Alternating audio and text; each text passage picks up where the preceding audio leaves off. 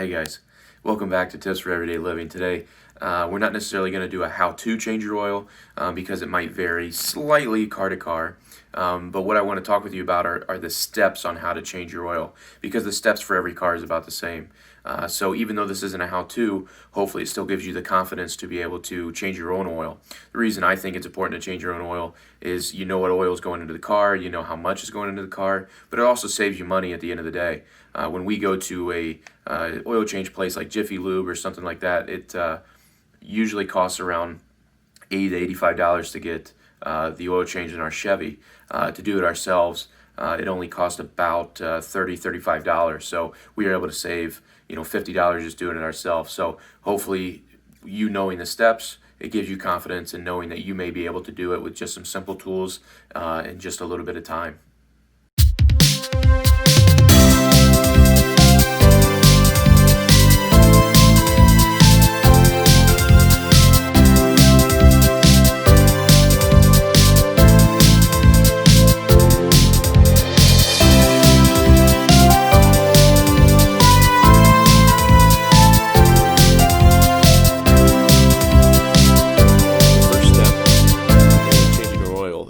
Prep. You got to figure out what kind of oil your car takes, how much it takes. So when you go to a store, as you can see, there are plenty of oils to choose from. So you need to figure out what's best for your car. There's also oil filters, which you'll see here on the picture. You need to figure out what's best for your car as well. The one in the middle is what is best for our Chevy. And there are different weights for the oil as well. So ours takes 5W30. Like I said, find out what's best for your car. You'll also notice there was a big black looking pan. That's known as the drip pan. It's good to have that for the oil to drain into. So first step, just drive on up to the block. Next thing we got to do is pop the hood. Typically it's next down by the pedals. And then in the center, when you lift up, there will be a little latch. Once you pop that open, you can access your oil components. Now, when we get underneath the car, we need to drain, and we're now kind of onto the next step of draining. As you can see by that circle, that's our drain plug that we need to unscrew. I'll show you another view here in a second. But once we unscrew that nut in there, that will allow the oil to drip. So as you can see, I'm working at it here, and again, just a ratchet and a socket on there. As you get towards the end, it's tough to unscrew with the ratchet, so I just use my hand.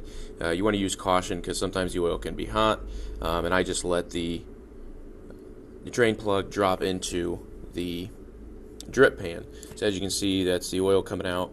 We're going to let that drain for a little bit, and then we can go on to the next step. Now, what you see circled, it's kind of difficult to see, but it is the oil filter itself. On a lot of your newer cars, the designers of the cars make it super difficult to get to, but all you have to do is unscrew it. You might need a tool depending how tight it is on there, but you would unscrew that to also help with the drain. There will be oil that comes out under that, so you'll need your drip pan under there. Now, once you reattach your new filter, and you let all the oil drain out, we're going to go ahead and add our oil then. So now we're in the filling stage. So this is step 3. So basically get a funnel, put the oil in, and you'll just go through and you'll now check to see how much oil is on there. Now in this case here, you may not be able to see it on camera, but when I checked it, it was a little low, so we needed to add more oil. Typically on that's called a dipstick. Typically on the dipstick, you will see a max line. You want to get it pretty high up to max as you can. So once you kind of get that sorted out, back off the blocks, and there you go. So there's the 3 simple steps. Again, I know it wasn't a how-to. Hopefully you took something away from it. Like I said, I really want to show that it's easy to do, and it's not difficult, and hopefully we can save you money. So check back next week for some cooking tips, and have a good day. We'll see you next week on Tips for Everyday Living.